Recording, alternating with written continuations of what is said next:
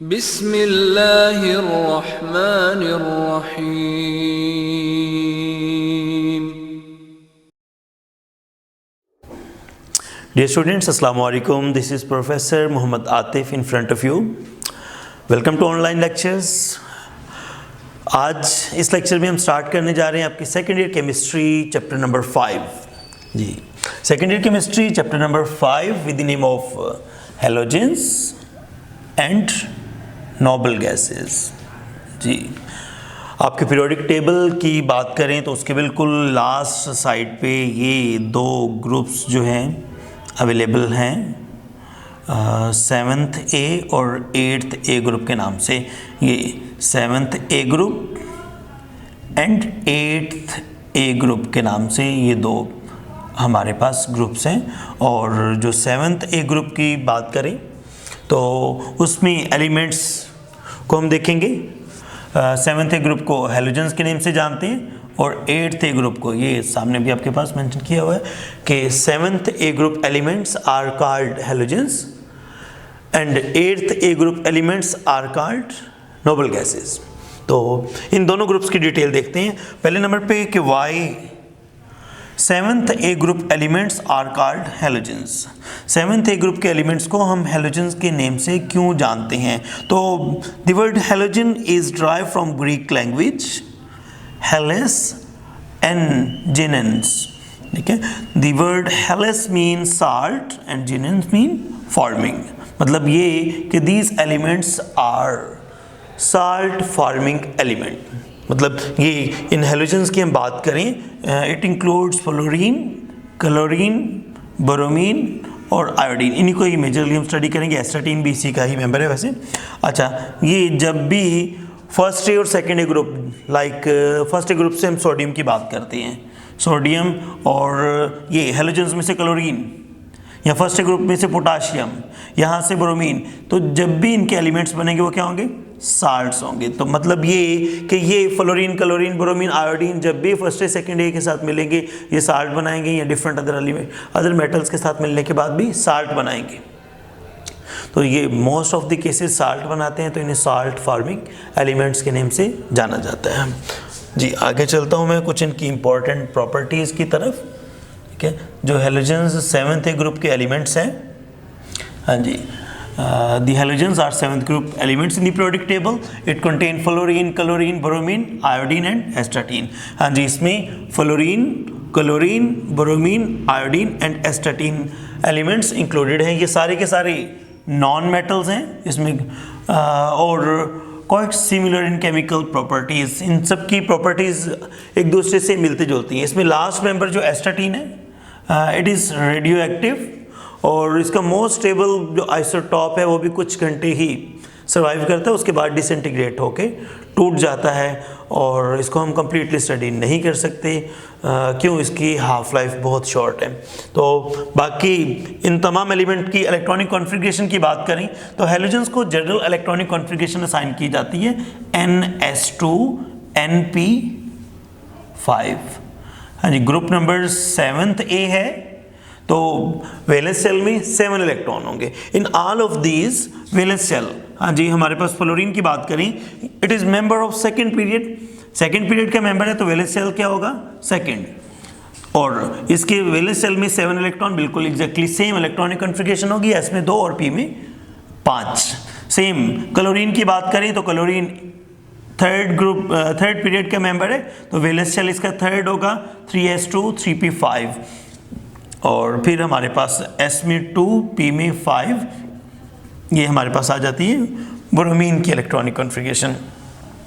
S में 2 और P में 5 ये हमारे पास आ जाती है for iodine electronic configuration. Same हमारे पास बाकी एलिमेंट्स जिसमें हम मेंशन करेंगे एस्टाटीन। और इन तमाम एलिमेंट्स में वैलेंस सेल की इलेक्ट्रॉनिक कॉन्फ़िगरेशन जो है वो S में 2 इलेक्ट्रॉन और P में 5 इलेक्ट्रॉन्स होंगी। NS2 S में 2 इलेक्ट्रॉन, P में 5 इलेक्ट्रॉन।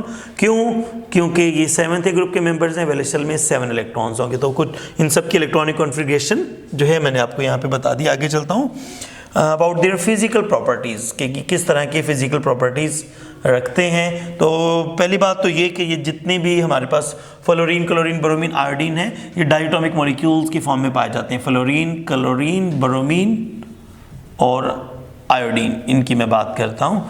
ये सारे के सारे डाइटोमिक मॉलिक्यूल्स हैं और गैसियस फॉर्म में इसमें से पहले दो पाए जाते हैं, फ्लोरीन और क्लोरीन गैस हैं, और ब्रोमीन Br2 की फॉर्म में लिक्विड है। अच्छा, आयोडीन की बात करूं तो ये सॉलिड है। फ्लोरीन पेल येलो कलर की गैस होती है, एमसीक्यू में पूछा जा सकता है आपसे। फिर क्लोरीन जो है ग्रीनिश येलो कलर, ये प्रीवियस बोर्ड में भी आया हुआ है एमसीक्यू कि जो हमारे पास क्लोरीन है ये किस कलर की गैस होगी, तो यू नीड टू रिमेंबर कि जो क्लोरीन है ग्रीनिश येलो कलर की गैस है। फिर नेक्स्ट हमारे पास ब्रोमीन रेडिश ब्राउन कलर का लिक्विड है और फ्यूमिंग लिक्विड होता है। और जो हमारे पास आयोडीन है वो शाइनी ग्रीनिश ब्लैक जो है इसकी शेड होती है और कलर होता है ये इसका। ये हमारे पास इनके कलर्स हैं और इनकी जो है फिजिकल स्टेट है। आगे बात करता हूँ कुछ इंपॉर्टेंट फिजिकल प्रॉपर्टीज़ इनकी, जिनको पहले भी कुछ देख चुके हैं। पहले मैं ऑलरेडी बता चुका हूँ आपको कि इनकी इलेक्ट्रॉनिक कॉन्फ़िगरेशन 7 इलेक्ट्रॉन्स होंगे, S में 2 इलेक्ट्रॉन और P में 5। 1 इलेक्ट्रॉन चाहिए होता है इन्हें अपना ऑक्टेट कंप्लीट करने के लिए। इसका मतलब है कि 1 इलेक्ट्रॉन कम गेन करते हैं। मोस्ट ऑफ द केसेस ये नेगेटिवली चार्ज आयन बनाएंगे। डाई एटॉमिक मॉलिक्यूल्स हैं, ऊपर इस बात को भी मैंने बता दिया। फ्लोरीन, क्लोरीन, ब्रोमीन, आयोडीन, ये तमाम जो है डाई एटॉमिक मॉलिक्यूलर फॉर्म में एग्जिस्ट करते हैं। मैंने इनका कलर भी बता दिया कि एट रूम टेम्परेचर और pressure fluorine pale yellow colour की गैस है, क्लोरीन ग्रीनिश येलो कलर की गैस है, फिर रेडिश ब्राउन कलर का लिक्विड है ब्रोमीन। अच्छा, और आयोडीन जो है मेटेलिक अपीयरेंस होती है, शाइनी ग्रीनिश ब्लैक कलर का ये सॉलिड है हमारे पास, ठीक है। और ये हमारे पास ब्रोमीन जो है ये नॉन मेटेलिक लिक्विड है। ओनली पूरे पीरियोडिक टेबल में जो है जो नॉन मेटल्स पाए जाते हैं उन नॉन मेटल्स में से जो रूम टेम्परेचर पे ब्रोमीन है सिर्फ ये लिक्विड फॉर्म में पाया जाता है। मज़ीद बात करते हैं कि इनके इरिटेटिंग ऑर्डर्स होते हैं एंड दे अटैक स्किन पे अटैक करते हैं, स्किन को डैमेज करते हैं। Bromine is particularly nasty and it causes burn that heels slowly, ठीक है। ब्रोमीन अगर आपकी स्किन में ब्रोमीन लिक्विड फॉर्म में आपकी लेबॉर्ट्री में अवेलेबल होता है और अगर आपकी स्किन पे ये गिर जाए तो ये जो है सीवियर बर्न्स काज करता है, जो बहुत देर से जो है हीलिंग होती है। High value of ionization potential, देखें इनकी इलेक्ट्रॉनिक कॉन्फ़िगरेशन NS2 और NP5 है, इसके पास 7 इलेक्ट्रॉन है, सिर्फ 1 इलेक्ट्रॉन चाहिए ही नहीं और इनका ऑक्टेट पूरा हो जाएगा। सिर्फ 1 इलेक्ट्रॉन चाहिए, that is why they have high ionization potential. फिर electron affinity values of halogens की बात करेंगे तो इनके इलेक्ट्रॉन अफिनिटी वैल्यूज जो हैं वो लार्ज मतलब हाई होंगी और नेगेटिव साइन होगा। जब भी एक इलेक्ट्रॉन इनके वैलेंस शेल में ऐड होगा, ऑक्टेट कंप्लीट होगा, तो ये एनर्जी रिलीज करेंगे और इनकी जो इलेक्ट्रॉन अफिनिटी की वैल्यूज होती हैं ये हाई होती हैं। मज़ीद इनकी इलेक्ट्रोनेगेटिविटीज़ की बात करें तो इलेक्ट्रोनेगेटिविटीज़ पीरियोडिक टेबल में सबसे ज़्यादा इलेक्ट्रोनेगेटिव एलिमेंट जो है वो फ्लोरीन है। क्यों? फ्लोरीन का साइज़ छोटा है और इसके वैलेंस शेल में 7 इलेक्ट्रॉन है, इसे सिर्फ 1 ही इलेक्ट्रॉन चाहिए, इसका ऑक्टेट कंप्लीट हो जाएगा और स्मॉलर साइज़ है जिसकी वजह से ये जो है हाई इलेक्ट्रोनेगेटिविटी रखता है। क्लोरीन की इलेक्ट्रोनेगेटिविटी की वैल्यू 3, ब्रोमीन की इलेक्ट्रोनेगेटिविटी की वैल्यू 2.8 और आयोडीन की इलेक्ट्रोनेगेटिविटी की वैल्यू 2.5 है। जी मज़ीद हम देखते हैं कि ये किस किस फॉर्म में, तो इंटरमोलिकुलर फोर्सेस जो हैं इनमें पाई जाती हैं। लार्जर मॉलिक्यूल्स में आपको एक बात ऑलरेडी पता है, जूनियर क्लासेस मतलब फर्स्ट ईयर में भी आपने ये बात पढ़ी है कि जो हमारे पास मॉलिक्यूलर सब्सटेंसेस होती हैं उनकी फिजिकल स्टेट डिपेंड करती है इंटरमोलिकुलर फोर्सेस पे। जितनी स्ट्रॉन्गर इंटरमोलिकुलर फोर्सेस होंगी उतनी ही ज़्यादा उनका जो है मेल्टिंग पॉइंट या बॉइलिंग पॉइंट्स होंगे और उनकी फिजिकल स्टेट भी चेंज होती जाएगी। अगर हम fluorine, chlorine, bromine, Br2 and iodine की बात करें तो अभी ऊपर ये बात बता चुका मैं आपको कि हमारे पास इसमें से जो स्टार्ट के मेंबर्स हैं ये पहले दोनों की ये गैसेस हैं और फिर ये लिक्विड है ब्रोमीन और जो आयोडीन है ये सॉलिड फॉर्म में एग्जिस्ट करता है। What is the reason behind it कि पहले दो मेंबर्स तो गैस हैं, नीचे वाला जो ब्रोमीन है वो लिक्विड, जबकि आयोडीन जो है वो सॉलिड है। तो आपको ये बात बताता चलूँ कि जो हमारे पास इंटर मोलिकुलर फोर्सेस हैं that is directly proportional to polarizability. Polarizability mean extent, it is directly proportional to polarizability. Polarizability मतलब कि distortion in the electronic cloud, and distortion in the electronic cloud जो है इसकी बात करूँ तो it is directly proportional to distortion in the electronic cloud या हमारे पास polarizability, it is directly proportional to size. तो डाउन द ग्रुप अगर हम मूव करते हैं तो साइज इंक्रीज होगा, साइज की इंक्रीज होने से पोलराइजेबिलिटी इंक्रीज होगी, पोलराइजेबिलिटी की इंक्रीज होने से इंटरमोलिकुलर फोर्सेस इंक्रीज हो जाएंगी। Down the group fluorine, chlorine, bromine, iodine, ठीक है, इसमें से जो हमारे पास ब्रोमीन है ये लिक्विड है और आयोडीन सॉलिड है। क्यों? डाउन मेंबर्स जो हैं टॉप टू बॉटम मूव करते हुए जो बॉटम पे मेंबर्स हैं उनका साइज ज़्यादा है, साइज ज़्यादा होने की वजह से इंटरमोलिकुलर फोर्सेस ज़्यादा होंगी, और इंटरमोलिकुलर फोर्सेस अगर ज़्यादा होंगी तो वो जो है सॉलिड या फिर लिक्विड स्टेट में पाए जाएंगे। तो इसी वजह से ब्रोमीन जो है वो लिक्विड स्टेट में पाया जाता है, आयोडीन जो है ये सॉलिड स्टेट में पाया जाता है। फिर मज़ीद 10th प्रॉपर्टी में बताता हूँ, none of the halogen is found in the free form. ये हैलोजन्स जो है फ्री फॉर्म में नहीं होते, और ये किस फॉर्म में एग्जिस्ट करते हैं? तो मज़ीद most of the halogen exist in the form of negative ions due to the greater electronegativities. Greater electronegativities की वजह से नेगेटिव आयन की फॉर्म में पाए जाएंगे। सपोज ये chloride, bromide, iodides and fluorides की फॉर्म में पाए जाएंगे। जब ये आयंस की फॉर्म में होंगे तो आयंस अकेले नहीं रहेंगे। सपोज जैसे कि सोडियम की बात करें तो सोडियम पॉजिटिव के साथ Cl नेगेटिव अटैच होगा, अब ये स्टेबल रह सकते हैं क्योंकि आयन Cl नेगेटिव अकेला जो है वो स्टेबल नहीं होगा। जी, इन्हीं प्रॉपर्टीज़ को मज़ीद डिटेल देखते हैं। एक टेबल आपकी बुक में बना हुआ है, उसी टेबल में हम एटॉमिक साइज़ की बात करें तो फ्लोरीन से ऑनवर्ड आगे मूव करते हुए साइज़ इंक्रीज होता जाता है। आयोनिक रेडियस भी down the group fluorine, chlorine, bromine, iodine तक ये इंक्रीज होता जाएगा। कोवेलेंट रेडियस भी इनका डाउन द ग्रुप इंक्रीज होता जाएगा। मेल्टिंग पॉइंट की बात करें तो हमारे पास जो है डाउन द ग्रुप ये भी इंक्रीज होता जाएगा। ये पहले वाले जो दो हैं ये तो बहुत ही लो जो हैं इनके मेल्टिंग पॉइंट्स हैं, जबकि जो हमारे पास आयोडीन है 114 जो है इसके मेल्टिंग पॉइंट है, मतलब सॉलिड फॉर्म में एग्जिस्ट करता है ये।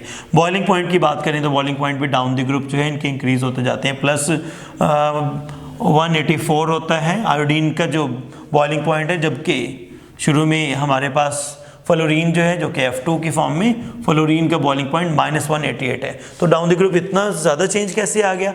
इंटरमोलिकुलर फोर्सेस जो पहले अभी बता चुका हूँ मैं आपको कि डाउन द ग्रुप मूव करते हुए इंटरमोलिकुलर फोर्सेस बढ़ती जाएंगी। इंटरमोलिकुलर फोर्सेस के बढ़ने की वजह से इनकी फिजिकल स्टेट भी चेंज होगी, इनका बॉइलिंग पॉइंट भी चेंज होगा, इनका मेल्टिंग पॉइंट भी चेंज होता जाएगा। फर्स्ट आयोनाइजेशन एनर्जी वैल्यूज़ जो हैं पहले वाले हमारे पास जो एटम है फ्लोरीन में से एक इलेक्ट्रॉन निकालना मुश्किल है, फिर जो है क्लोरीन से निकालना आसान है। डाउन द ग्रुप मूव करेंगे आयोनाइजेशन एनर्जी डिक्रीज करती जा रही है, ये डिक्रीजेस डाउन। अच्छा, ये बाकी जो चीज़ें मैंने बताई थी ये सारी चीज़ें, ये सारी की सारी चीज़ें ये इंक्रीजेस डाउन, ठीक है, ये डिक्रीज आयोनाइजेशन एनर्जी। अच्छा, फिर बात करते हैं इलेक्ट्रॉन एफिनिटी। इलेक्ट्रॉन एफिनिटी जो है सबसे ज़्यादा यहाँ पे क्लोरीन की दिखाई गई है -349, फिर उसके बाद 325 और उससे कम फिर आयोडीन की है। ऐसा नहीं होना चाहिए था कि सबसे ज़्यादा जो है वो फ्लोरीन की होती, छोटा साइज़ है, इजीली इलेक्ट्रॉन ऐड होगा, ज़्यादा अट्रैक्शन रखता होगा इलेक्ट्रॉन के लिए। तो आपको इसकी detail first year chapter number 6 में बताई गई। फ्लोरीन जो है उसका साइज़ छोटा है, उस छोटे साइज़ के एटम में जो इलेक्ट्रॉन्स पाए जाते हैं वो थोड़ी सी जगह पर ही, यहाँ पर 2 इलेक्ट्रॉन्स हैं और यहाँ पर 7 इलेक्ट्रॉन हैं। इनकमिंग इलेक्ट्रॉन रिपेल होता है due to the dense electronic cloud. Dense electronic cloud की वजह से इनकमिंग इलेक्ट्रॉन जो है वो रिपेल हो जाता है। इस रिपल्शन को ओवरकम करने के लिए कुछ जो एनर्जी है वो एब्जॉर्ब हो जाती है या कुछ एनर्जी कम हो जाती है। आपको इसकी डिटेल बताई गई थी कि why fluorine have lesser electron affinity than chlorine. Chlorine की ज़्यादा है, उसकी वजह क्योंकि इसका साइज छोटा है, dense electronic cloud incoming electron को रिपेल कर देता है, जिसकी वजह से इसकी इलेक्ट्रॉन एफिनिटी की वैल्यू कम हो जाती है। तो फ्लोरीन की इलेक्ट्रॉन एफिनिटी की वैल्यू कम है एज कंपेयर टू क्लोरीन। ठीक हो गया। तो आपने याद रखना है क्लोरीन और फ्लोरीन में से किसकी ज़्यादा है, तो आपने ये बताना है कि हमारे पास ये MCQ यहाँ से बनते हैं इस टेबल में से। इलेक्ट्रोनेगेटिविटी पहले भी बता चुका 4 है, फिर क्लोरीन की 3, ब्रोमीन की 2.8 और आयोडीन की 2.5। बॉन्ड डिसोसिएशन एनर्जी, तो जो पहले नंबर पे हमारे पास फ्लोरीन बॉन्ड को तोड़ने के लिए बहुत कम एनर्जी चाहिए, जबकि हमारे पास क्लोरीन के बॉन्ड को तोड़ने के लिए ज़्यादा एनर्जी चाहिए, फिर ब्रोमीन को तोड़ने के लिए कुछ कम और आयोडीन को तोड़ने के लिए सबसे कम।